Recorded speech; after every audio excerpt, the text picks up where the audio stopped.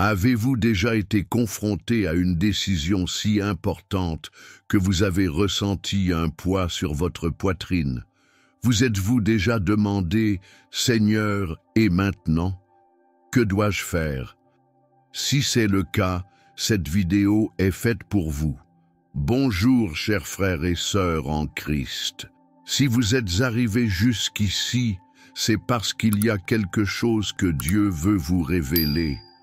Vous êtes-vous déjà senti coincé, ne sachant pas quelle direction prendre dans vos décisions les plus importantes? Peut-être êtes-vous confronté à un moment d'angoisse, à une bataille silencieuse qui se déroule en vous, et vous ne savez pas vers qui vous tourner. Dans cette vidéo, nous partagerons un profond secret spirituel caché dans les paroles du psaume 20. Ce secret peut transformer la façon dont vous prenez des décisions et faites confiance à Dieu, en particulier dans les moments les plus difficiles de votre vie. Tout au long de cette vidéo, vous comprendrez comment prier avant d'agir, comment activer les promesses de Dieu et comment expérimenter son aide surnaturelle dans votre vie quotidienne. Je vous invite à regarder jusqu'à la fin, car Dieu a préparé quelque chose de puissant pour vous. Chaque verset de ce psaume contient une clé spirituelle qui peut changer votre cheminement, surtout lorsque vous êtes confronté à de grandes décisions. N'oubliez pas de vous abonner à notre chaîne pour plus de contenu transformateur comme celui-ci et d'activer la cloche pour recevoir des notifications de nouvelles vidéos qui vous aideront à grandir dans la foi. Laissez un commentaire ci-dessous en partageant votre expérience ou quelque chose que Dieu a dit à votre cœur pendant que vous regardiez cette vidéo. Votre participation est très importante et peut être un canal de bénédiction pour les autres.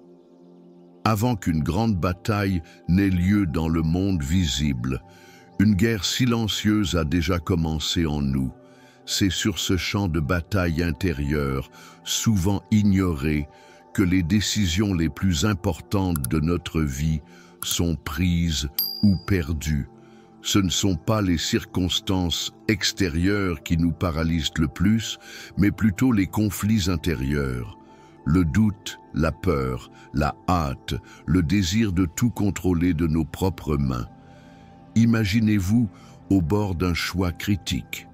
Votre cœur bat la chamade, votre esprit est déchiré entre plusieurs possibilités et le silence de Dieu semble assourdissant. À ce moment-là, vous n'êtes pas seulement confronté à une décision, vous êtes confronté à un autel. Et ce que vous faites là-bas déterminera non seulement la direction de votre chemin, mais aussi le niveau de votre intimité avec Dieu. La plupart des gens essaient de gagner la guerre extérieure sans résoudre le chaos intérieur. Ils essaient de prendre des décisions spirituelles avec des armes humaines. Mais il y a un secret que peu de gens connaissent. Le plus grand champ de bataille n'est pas à l'extérieur, mais à l'intérieur. Et c'est dans ce domaine que Dieu veut entrer en premier. Le psalmiste David l'avait compris. Il savait que le secret de la victoire commençait avant l'épée, avant la stratégie, avant le mouvement. Tout a commencé par une posture, celle de quelqu'un qui prie avant d'agir. C'est la première clé du secret caché dans le psaume 20 et à partir de là, une nouvelle dimension commence à s'ouvrir. Parce que lorsque le cœur se plie, le chemin se redresse, parce qu'avant que les pieds puissent avancer, le cœur doit se rendre. C'est la première preuve que quelqu'un a compris le secret du psaume 20. La prière précède le mouvement. Non pas comme un rituel automatique, mais comme une reddition stratégique. Prier avant d'agir n'est pas seulement un acte de foi, c'est un choix conscient de placer Dieu aux commandes avant de partir sur le champ de bataille. Nous vivons dans un monde qui valorise la vitesse. La culture dit « décidez vite »,« agissez »,« résolvez ». Mais le ciel a un autre rythme. Ceux qui remportent des victoires invisibles marchent dans la direction de l'esprit et non dans l'anxiété. Et cela n'est possible que lorsque le cœur apprend à s'arrêter, à se taire et à prier. Prier avant d'agir révèle une confiance invisible. Cela montre que vous ne recherchez pas seulement un résultat, mais une relation. Vous ne demandez pas seulement des réponses, vous cherchez Dieu lui-même. Il y a quelque chose de puissant dans ce silence qui précède le mouvement. C'est dans cet espace que les décisions sont affinées, les intentions purifiées et les chemins détournés de l'erreur. Car prier avant de bouger, c'est comme consulter le général avant la guerre. Il s'agit de lâcher prise et de déclarer « Seigneur, je ne veux pas marcher sans ta présence ». C'est le premier signe de celui qui connaît le chemin de la victoire secrète. Il prie avant de se lever. Et c'est précisément dans cet esprit d'abandon que le psaume commence à se révéler, verset par verset.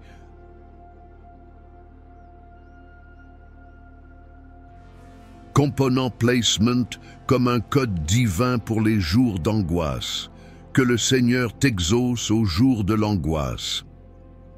Par ces mots, le psaume révèle le premier code venu du ciel.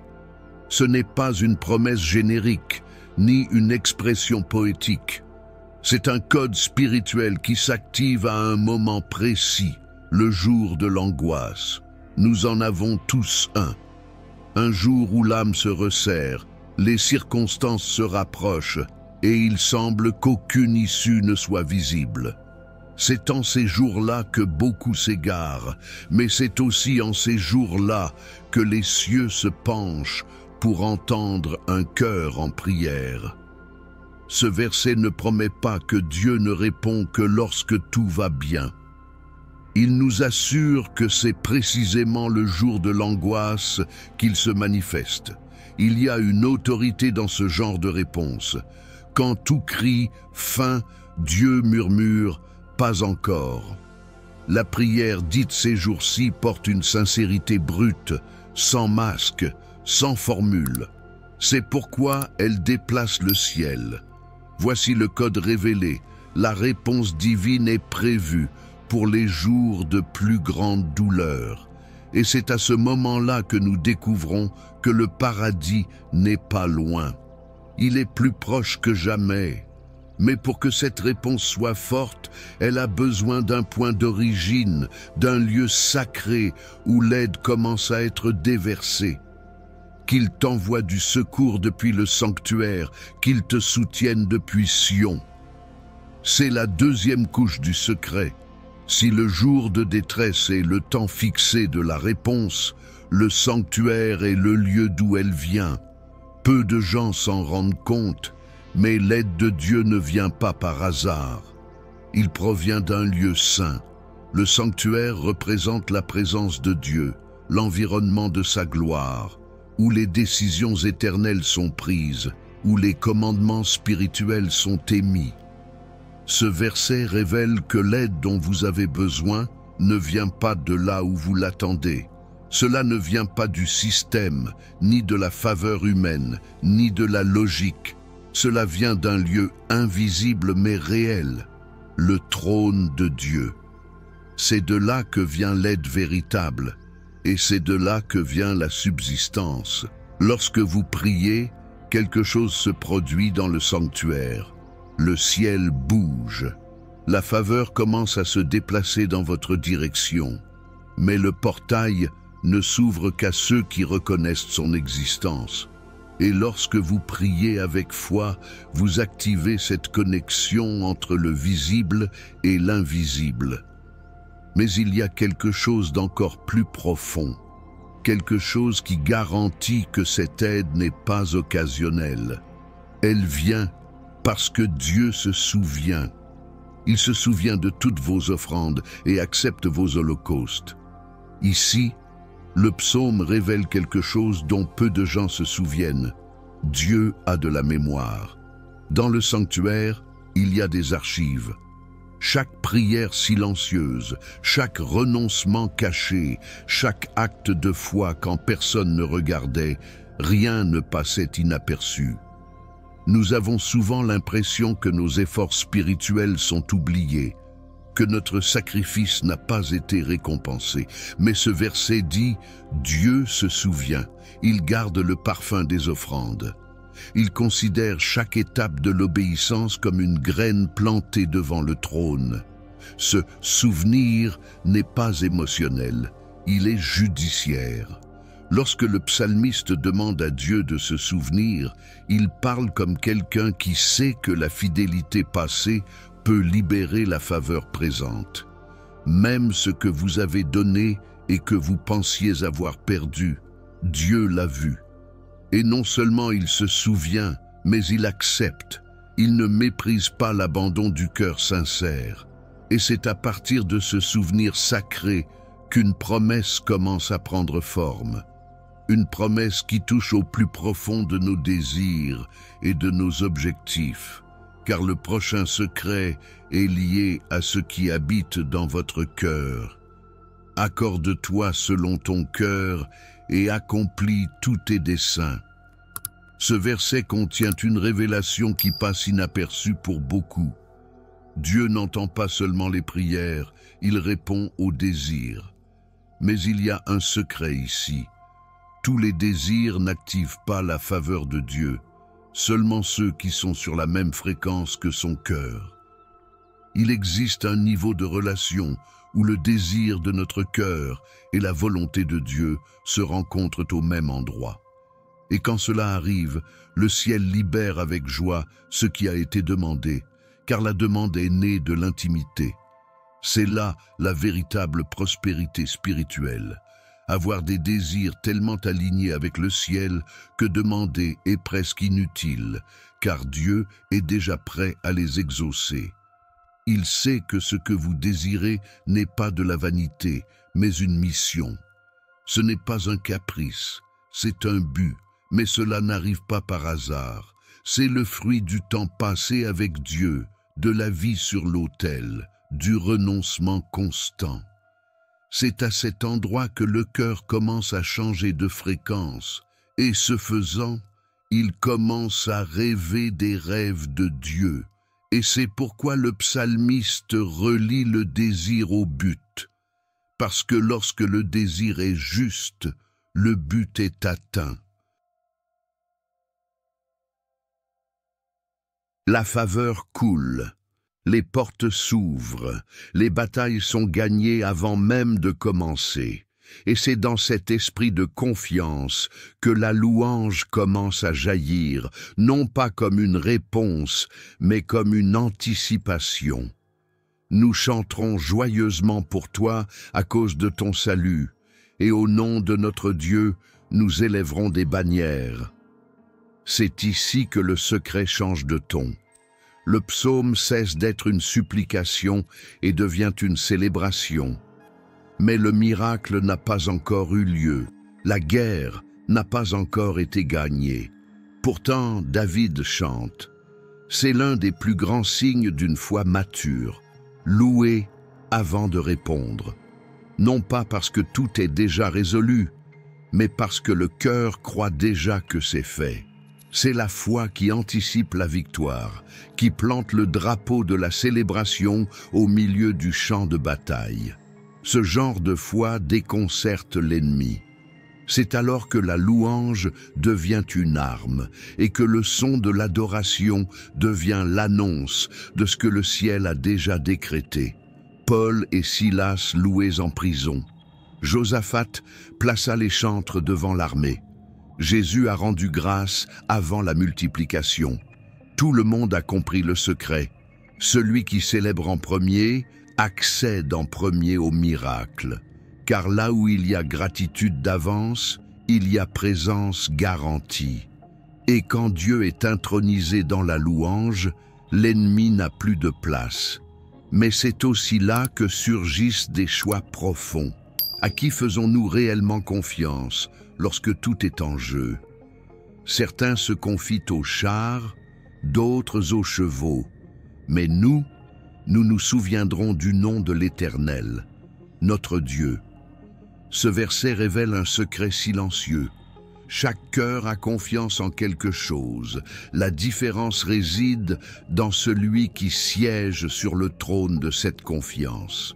Et le plus dangereux, c'est que ce choix ne se fait pas avec des mots, mais avec des actes. Les chars et les chevaux représentent la force humaine, les ressources visibles, les stratégies et les solutions terrestres. Ce ne sont pas des péchés en soi. Mais lorsqu'ils deviennent le premier recours, le plan A, le refuge émotionnel, alors ils deviennent des idoles invisibles. La véritable confiance en Dieu ne se révèle que lorsque nous sommes confrontés à des alternatives. Et à ce moment-là, le ciel regarde. Courez-vous vers la force des hommes ou invoquerez-vous le nom du Seigneur? Mentionner le nom de Dieu ici ne revient pas simplement à dire Jésus comme à répéter un mantra. C'est invoquer avec conviction, croire de tout son cœur, comme si vous n'aviez d'autre issue que lui. Et le psaume est clair, ceux qui se confient dans les chevaux tomberont. Ils seront secoués, mais ceux qui se confient dans le nom du Seigneur demeureront debout. Le choix se fait dans le silence de l'âme, quand personne ne voit. Mais le résultat sera visible pour tout le monde. Et pour ceux qui choisissent le nom du roi comme refuge, une certitude demeure. Il répond toujours à nos cris. Sauve-nous, Seigneur. Que le roi nous réponde le jour où nous l'invoquerons. Le secret est scellé ici. Le roi écoute toujours. Pas un roi lointain, inaccessible, mais un roi vivant, présent, attentif. Le cri ne se perd pas dans le vent, il ne résonne pas en vain. Il monte, traverse les cieux et atteint le trône. Et du trône vient la réponse. Ce verset conclut le psaume comme une affirmation de confiance absolue. David ne s'arrête pas dans le doute, il s'arrête dans l'attente d'être entendu. Il sait qui est son roi. Il sait que ce roi est le Sauveur. Sachez que lorsque vous criez, vous n'êtes pas seul. La beauté de ce moment est que le cri n'a pas besoin d'être parfait. Il n'est pas nécessaire que ce soit élaboré ou répété. Il faut juste que ce soit vrai. Un cœur brisé ouvre plus de portes au paradis que 1000 discours bien conçus. La prière de celui qui a confiance est une flèche sûre. Elle atteint sa cible parce qu'elle est guidée par la foi et portée par l'espoir. Et si tout ce que vous pouviez dire était « Sauve-moi, Seigneur », ça suffit, parce que le roi écoute, et il n'écoute pas seulement, il répond. Et maintenant que toutes les clés ont été révélées, il est temps de les activer. Ne vous contentez pas d'écouter, mais priez. Pas seulement savoir, mais s'abandonner. Maintenant que le secret est révélé, il ne suffit plus de le comprendre, il faut l'activer. Et la clé de cette activation est la prière déclarée dans la foi. Prier en se basant sur le psaume 20 ne consiste pas à répéter des mots issus de la tradition. Il s'agit de libérer des promesses avec autorité, de s'aligner avec les cieux et d'appeler à l'existence ce qui a déjà été spirituellement établi. Cette prière est plus qu'une pétition. C'est un décret de foi fondé sur les vérités éternelles que nous venons d'explorer. Ferme les yeux, prenez une grande inspiration et priez ainsi, Seigneur, au jour de la détresse,